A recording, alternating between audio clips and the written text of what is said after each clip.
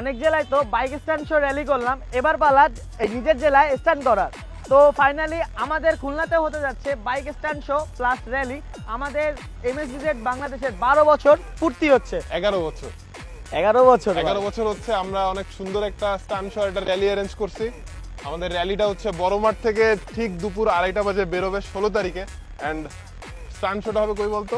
Stand শোটা হবে আমাদের কেডিএ, আমরা যেখানে প্র্যাকটিস করি এইখানেই। এইখানটাতে আমাদের স্টান শো হবে। সো যাদের কাছে বাইক গাড়ি আছে তারা সোজা চলে আসবেন আমাদের র্যালিতে বড় মাঠে ঠিক 2:30টার সময়। আরেকটা বিষয় যে যারা যারা আসবেন অবশ্যই সেফটি গিয়ার্স নিয়ে আসবেন, বাংলাদেশের ফ্ল্যাগ নিয়ে আসবেন এবং এক্সস্টটা ইগনোর করতে হবে, বিকজ আমরা খুলনা শহরের বিভিন্ন হসপিটালের সামনে থেকে যাব। সো এটা জনদুর্ভোগের সৃষ্টি করে। সো এক্সস্টটা আমরা টোটালি ইগনোর করতেছি এই র্যালিতে।